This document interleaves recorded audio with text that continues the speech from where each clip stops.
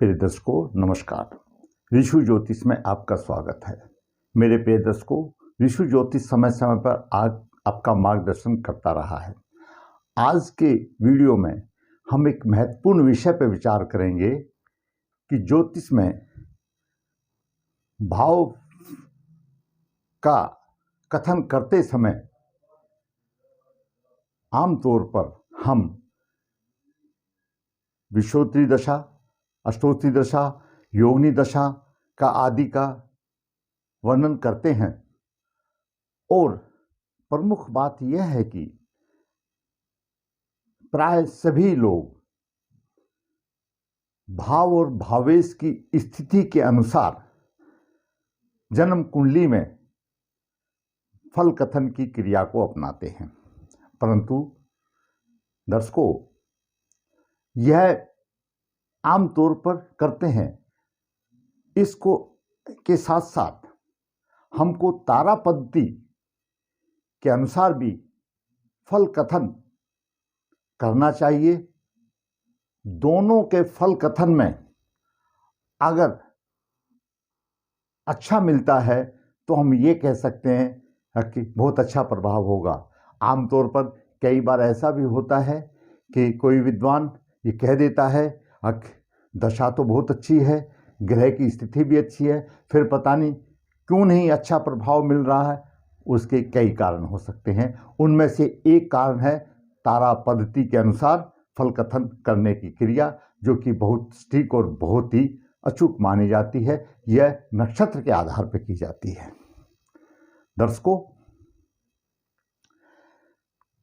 नक्षत्र के आधार पर जो फल क्रिया तारा चक्र के अनुसार है, आप लोगों को जिसके पास भी कोई कंप्यूटराइज कुंडली होगी उसमें आप देखोगे तीसरे चौथे पेज पर कहीं भी ऊपर 3-3 नक्षत्र का लिख करके नाम, उसमें पहले लिखा होगा जन्म तारा, ठीक है ना, फिर लिखा होगा संपत तारा, फिर विपत तारा, क्षेम, पितरी, साधक, वध, मैत्री, आदि मैत्री।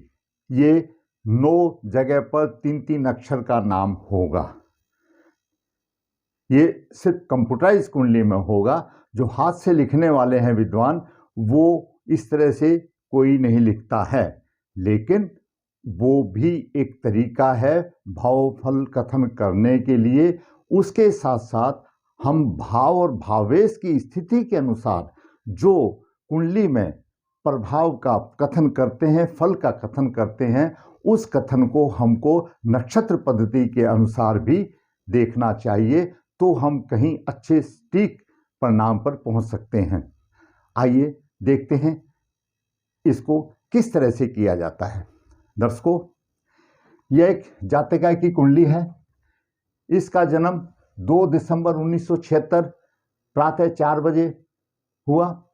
जन्म के समय पर तुला राशि का लगन है। तुला राशि में राहु स्वाति नक्षत्र में है। यहां पर नक्षत्र का बोलबाला है, अंशों का बोलबाला नहीं है। स्वाति नक्षत्र में है। द्वितीय भाव में वृश्चिक राशि में बुध ज्येष्ठा नक्षत्र में है। सूर्य अनुराधा में है तो मंगल अनुराधा नक्षत्र में है। तृतीय भाव में शुक्र लग्नेश है। धनु राशि में उत्तराषाढ़ा नक्षत्र में है। छठे भाव में मीन राशि में चंद्रमा रेवती नक्षत्र में है। सप्तम भाव में मेष राशि में केतु अश्विनी नक्षत्र में है। अष्टम भाव में वृषभ राशि का गुरु कृत्तिका नक्षत्र में है। और दसम भाव में शनि अश्लेषा नक्षत्र में है। यहाँ पर हमने इस जातिका की कुंडली में 9 ग्रहों की स्थिति उनके नक्षत्र के हिसाब से दिखाई गई है, जो कि ये उसकी जन्म के समय पर जो पत्रिका बनती है उसमें इस प्रकार से है। अभी हम जब भाव फथन करते हैं तो हम सबसे पहले ये कहते हैं कि इसमें शनि योग कारक है। पंचम, चतुर्थ और पंचम सवाल का भाव का स्वामी शनि है, क्योंकि तुला लगन में शनि जो है चतुर्थ और पंचम भाव का स्वामी प्रबल योग कारक है और 10वें स्थान में बैठा है, अच्छे स्थान में बैठा है। तुला लगन में शनि अच्छे स्थान में बैठा है। ये मैं एक उदाहरण के तौर पर ले रहा हूं कि इसमें आ रहा है, प्रैक्टिकली शनि इसी तरह से आ रहा है क्योंकि ये योग कारक है और शनि अश्लेषा नक्षत्र में है। यहाँ पर नक्षत्र पद्धति में देखते हैं भाव भावेश के अनुसार हर आदमी ये कहेगा अब शनि बहुत अच्छा है, प्रबल योग कारक है, केंद्र त्रिकोण का स्वामी है, राजयोग बना रहा है और दशम भाव में है, बहुत अच्छा है। अब इसी को हम तारा पद्धति में देखेंगे। साधारण तौर पर जब हम भाव और भावेश का फल करेंगे तो हम इसको अच्छा ही बताएंगे। अच्छा भाव सम्मान का भाव होगा, पुत्र भी इसके अच्छे सम्मान को बढ़ाएंगे, ऐसे ऐसे मतलब भाव भावेश के अनुसार हम फल कथन करेंगे। अभी इस फल कथन को हमने ये देखना है कि तारा पद्धति में शनि कैसा है। दर्शकों, जातिका का जन्म नक्षत्र रेवती है, एकादशी का जन्म है, गुरुवार का जन्म है, बहुत अच्छा जन्म है, एकादशी और गुरुवार और शुक्ल पक्ष का है। जातिका का जन्म रेवती नक्षत्र है। रेवती नक्षत्र 27 नक्षत्र में से अंतिम नक्षत्र है, 27वां नक्षत्र रेवती नक्षत्र है जातिका का। अब जब हम इसकी बात करते हैं जन्म नक्षत्र में, हम दूसरी महादशा का देखते हैं तो इसका जन्म नक्षत्र रेवती है, जन्म नक्षत्र रेवती है, 27वां नक्षत्र है। अब जन्म के समय पर बुध की दशा चल रही थी क्योंकि रेवती का स्वामी बुध है, रेवती का स्वामी बुध है। बुध ज्येष्ठा नक्षत्र में है, जातिका का जन्म रेवती नक्षत्र है और जन्म के टाइम पर बुध की दशा चल रही थी जो कि बुध ज्येष्ठा नक्षत्र में है। अभी रेवती नक्षत्र से बुध की नक्षत्र की स्थिति क्या कहती है? रेवती नक्षत्र से बुध की स्थिति, रेवती नक्षत्र यहाँ है 1 2 3 4 5 6 7 8 9 10 11 12 13 14 15 16 17 18 19वां नक्षत्र ज्येष्ठा है। मतलब रेवती नक्षत्र जो उसका जन्म नक्षत्र है और जो बुध की दशा चल रही थी उससे 19वां नक्षत्र ज्येष्ठा नक्षत्र है। 19वें नक्षत्र को 9 से भाग दे दिया, बचा 1।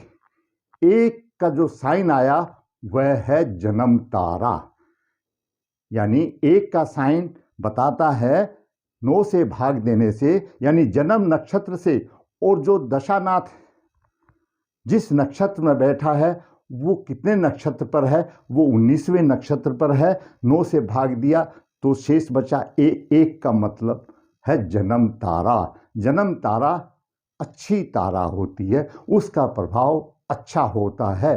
कहने का तात्पर्य यह हुआ इस जातिका की कुंडली में बुध की जो दशा आएगी वो जन्म तारा की होगी, अच्छी होगी। यहीं पर मैं एक बात बता दूं कि बुध ज्येष्ठा नक्षत्र का भी स्वामी है और अश्लेषा नक्षत्र का भी स्वामी है। बुध के 3 नक्षत्र हैं इस जातिका के लिए, जिसका कि जन्म नक्षत्र रेवती है, तो तीनों नक्षत्र की तारा वो जन्म तारा ही मानी जाएगी और वो शुभ होगी।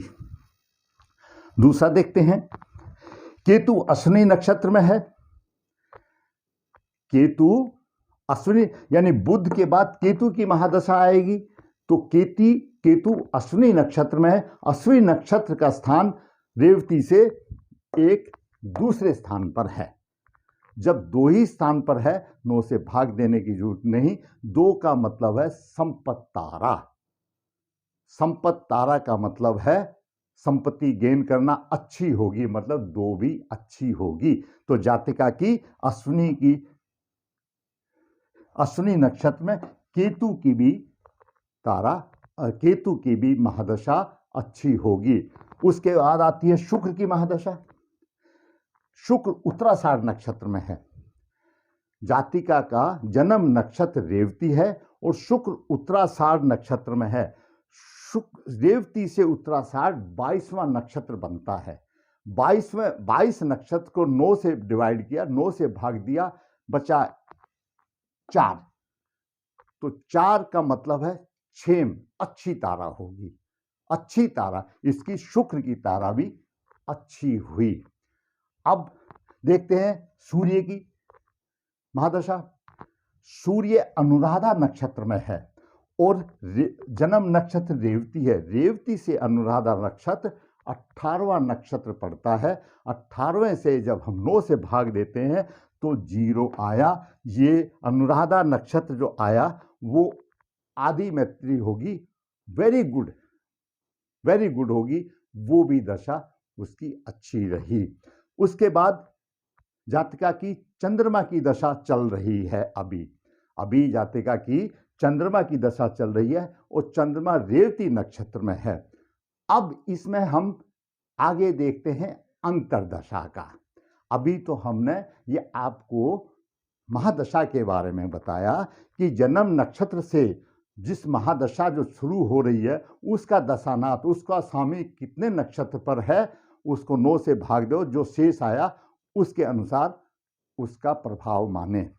अब भी देखते हैं अंतरदशा, क्योंकि ज्योतिष में महादशा का कार्यकाल बड़ा होता है, ज़्यादा होता है, लंबी होती है। उसको सपोर्ट देने के लिए अंतरदशा की आवश्यकता पड़ती है। तो अंतरदशा भी शुभ होनी चाहिए ताकि उसका जीवन अच्छा रहे। चंद्रमा की दशा में अभी शनि की अंतरदशा चल रही है। चंद्रमा की महादशा में शनि की अंतरदशा अभी प्रेजेंट चल रही है। चंद्रमा रेवती नक्षत्र में है और शनि अश्लेषा नक्षत्र में है। रेवती से अश्लेषा नक्षत्र 10वां नक्षत्र है। 10वें को जो हम 9 से भाग देंगे 1 बचेगा, जन्म तारा आएगी। तो जातिका की चंद्रमा की भी जन्म तारा अच्छी होगी। ये हमने इस जातिका की कुंडली का, वास्तविक कुंडली का आपको एग्जाम्पल दे करके हमने आपको बताया। ये इस तरह से जातिका की जन्म की तारा, आदि तारा, ये फिर जन्म की तारा, उसके बाद 2 संपत तारा, विपत तारा, क्षेम, प्रति, ये इस तरह से 9 ताराएं होती हैं। जब हम भाग देते हैं इसको, मैं यहाँ पर आपको सारांश बता दूं, जब हम 9 से भाग देते हैं, अगर 3 शेष बचता है तो 3 शेष का मतलब है विपत तारा। विपत का मतलब है मुसीबती, कठिनाइयाँ, उसकी दशा अंतरदशा में कठिनाइयाँ आएंगी। उसके बाद आती है पांचवी होती है पृथ्वी शत्रुवत, यानी 5वीं जो तारा होगी वो शत्रुवत व्यवहार करेगी, वो भी अच्छी नहीं है। 7वीं तारा है बद। बद में परेशानियां आएंगी। तो कहने का मेरा मतलब ये है, ये चंद्र नक्षत्र द्वारा, नक्षत्र पद्धति द्वारा, तारा चक्र द्वारा 9 पॉइंट बनते हैं। 1 से लेकर के 1, 9 या 9 को 0, उसमें से जो 3, 5 और 7 शेष बचता है वो अशुभ माना जाता है, बाकी सारे शुभ माने जाते हैं। 1 शेष बचेगा तो जन्म तारा, बहुत अच्छी तारा। 2 बचेगा संपत तारा, अच्छी तारा। 3 बचेगा विपत, विपत मतलब विपत्तियां ठीक नहीं है। 4 बचेगा क्षेम, क्षेम वही कुशल क्षेम मतलब अच्छी तारा। 5 बचेगा पृथ्वी, पृथ्वी का मतलब शत्रुवत। 6 साधक, साधना करनी होगी, कोई चीज गेन करेगी, अच्छी होगी कहने का मतलब। 7वीं वध, खराब होगी। 8वीं मैत्री और 9वीं होगी वेरी गुड। 8वीं गुड तो 9वीं वेरी गुड, आदि मैत्री जिसको ज्योतिष में बोला जाता है। ये है तारा चक्र से। इसमें दर्शकों अगर मान लिया 6ठे भाव में ये गुरु है, कहते हैं कि 6ठा भाव और 6ठा भाव 8वां भाव, 8वें भाव में गुरु है। इस कुंडली के लिए गुरु अशुभ माना गया है, अकारक माना गया है। और 6, 8, 12वें भाव ये अशुभ हैं। परंतु दर्शकों गुरु कृत्तिका नक्षत्र में है, गुरु कृत्तिका नक्षत्र में है और जातिका का जन्म नक्षत्र रेवती है। अब जब गुरु की हम ये देखेंगे कि गुरु की इसकी दशा महादशा कैसी होगी, महादशा देखते हैं तो रेवती से कृत्तिका नक्षत्र, रेवती 1 2 3 4, रेवती से चौथे स्थान पर कृत्तिका नक्षत्र आता है और चौथा स्थान है क्षेम, वो भी अच्छा है। यहाँ पर गुरु अष्टम भाव में होते हुए भी शुभ प्रमाण देगा। भाव फल के अनुसार कमी देगा वो एक अलग है, इसके अनुसार अच्छा देगा तो आप ये सोचो न्यूट्रलाइज हो जाएगी, हानि नहीं होगी। इस ऐसी स्थिति में अगर हमारी नक्षत्र पद्धति से भी फल खराब आता है, भाव और भावेश के अनुसार से भी खराब आता है, तो जातक को ज़्यादा परेशानी उठानी पड़ती है। दर्शकों, इसके विषय में मेरे पास कई यजमानों के फ़ोन आए कि गुरुजी हमको थोड़ा सा तारा चक्र पद्धति में जो प्रभाव मिलता है उसके बारे में हमको बताएं। मैंने इस छोटे से वीडियो में आपका ज्ञान मार्गदर्शन करने की कोशिश की। अगर आपको अच्छा लगा तो फिर कहूँगा मेरा वीडियो को आप लाइक करें, दोस्तों को भेजें, जिसने सब्सक्राइब किया सब्सक्राइब करें ताकि मेरा मनोबल अच्छा हो और मैं आपके सामने इसी तरह से वास्तविक कुंडलियों के साथ विश्लेषण करके आपका मार्गदर्शन करता रहूं। धन्यवाद।